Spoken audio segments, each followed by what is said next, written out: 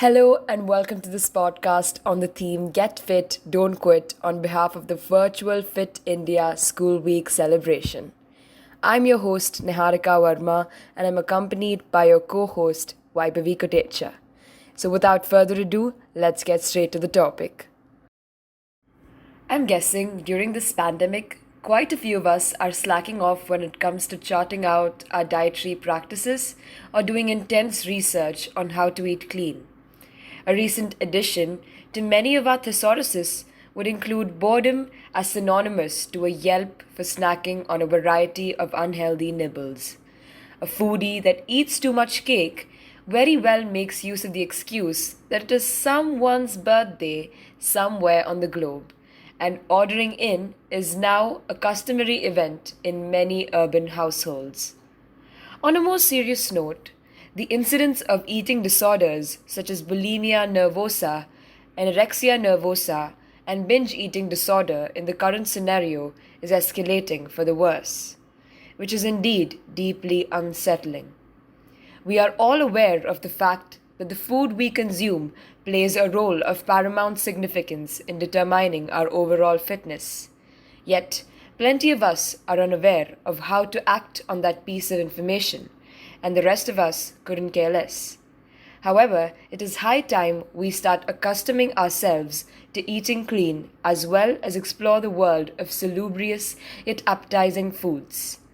So, Vaibhavi, what are your thoughts on what constitutes healthy eating habits and nutritious diets? If you ask many followers of the trendy ketogenic diet, it means shunning sweet potatoes and quinoa in favor of cheese and coconut oil. For another person, it might mean avoiding sugary foods like ice cream and candy at all costs.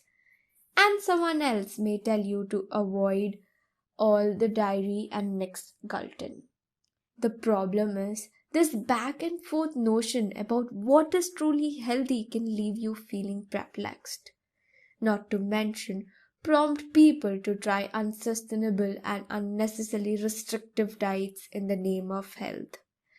If you've ever asked someone how to be healthy, you have probably heard this advice: eat a healthy diet. The question that will follow is how to implement that in practice. Why should I make healthy food choices? Food is one of the most important tools for a life lived well, and in long run, food choices also tend to affect your mental health. It is not just our physical health that can see a boost when we prioritize a healthy diet. A diet rich in vitamins and minerals is associated with a lower risk for mental health disorders, including anxiety, depression, attention deficit hyperactivity disorder, ADHD, all of which are commonly seen in the current scenario. The next question which might pop up in your mind is how to improve and change your eating habits. The first step is to develop a concrete and specific plan of action. For instance, expunging all-purpose flour from your breads and substituting with whole grain flour, and following the fundamental principles of clean eating, which includes minimizing processed foods and eating a balanced diet. For teenagers, this might seem unimaginable, but the trick lies in starting making minute changes in your diet and progressing towards an ultimate goal. Cravings are often the triggers that can set you off on the path of regression. Hence, it is vital to steer clear from snacks containing high sodium content and foods as well as drinks with large quantities of sugar. Find healthy alternatives to these snacks, such as fruit and vegetable salads, kale chips, mixed nuts, Greek yogurt with berries, etc. Out of all of this, water is an indispensable compound of a healthy diet. It's imperative to keep yourself hydrated. Drinking enough water each day is crucial to regulate body temperature, keep joints lubricated, prevent infections, deliver nutrients to cells, and keep organs functioning properly. Being well hydrated also improves sleep quality, cognition, and mood. Absolutely. It is rudimentary to recognize that food is fuel and not therapy. Next, I would like to shed light on mental fitness. As is known, the urban front is actively switching to the online mode of remote learning given the circumstances. For students, this recent shift has exposed us to new experiences, but has also immensely increased our workload. Amidst the pandemic, we are witnessing projects and assignments pile up one over the other and long classes with little to no disruptions as opposed to offline classes where teachers often had to ensure decorum. While this sounds efficient, under the disruptions in classrooms are often hidden the sweet memories and the joy of students. I bet students are all sorely missing whispering to each other to avoid getting caught by the teacher, laughing at the class clown's comment on a concept the teacher introduced, communicating to your best friend on the other side of the classroom using a sign language only the both of you can comprehend, vouching for your friend that skipped class, and a boatload of other golden moments in a classroom. It is also monotonous for students to sit in front of a screen with the psychological void left by lack of social interaction. Apart from this, the increased screen time also has physiological and psychosomatic impacts, which includes eye strain, tension headaches, and the blue light emitted blocks the production of melatonin, thereby altering the sleep cycle. Now, sleep is the investment in energy you need to be productive tomorrow. It is far from dubious that sleep takes up the essential functions that revitalize the mind and body, which is crucial for good physical and mental health. However, the present scenario has led to poor sleep quality, especially in students. Students often stay up at night to meet project deadlines, and a majority of them follow the policy of treating a yawn as a silent scream for coffee. A plethora of them are showing symptoms of insomnia, stress, anxiety, and depression influenced by the increased usage of digital media.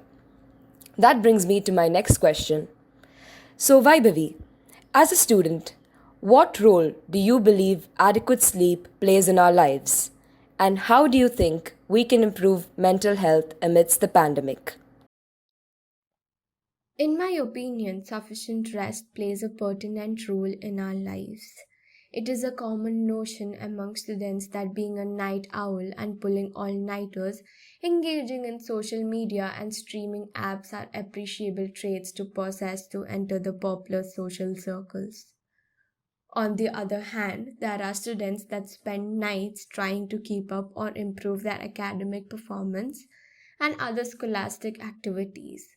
These individuals tend to overlook the necessity of a regular 8-hour sleep, unaware of the detrimental impact on their health or compelled by their circumstances. From my experiences, I have come to the realization that adequate sleep can improve your cognitive functioning and the ability to grasp new concepts and information. Apart from this, I have understood that the drowsiness from the sleep lost has a negative impact on your attention span and proves to be nothing but an encumbrance. In retrospect, I remember myself having the conviction that learning the portions for an upcoming evaluation the day before the test is an effective way to easily recollect the details during the test. However, now it is crystal clear to me that I was mistaken.